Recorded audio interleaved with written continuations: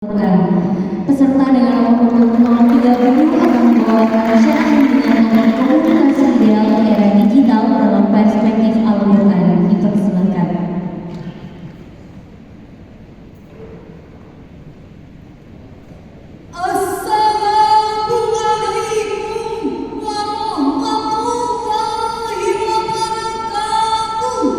Waalaikumsalam warahmatullahi wabarakatuh. Alhamdulillahilladzi allafa baina qulubina wassalatu wassalamu ala sayyidil mustafa wa ala alihi ahli sidqi wal wafa amma ba'd. Dewan Hakim yang arif dan bijaksana, hadirin yang dirahmati Allah Subhanahu wa Ta'ala. Perkembangan teknologi informasi dan komunikasi telah memberikan dampak yang signifikan dalam kehidupan sehari-hari.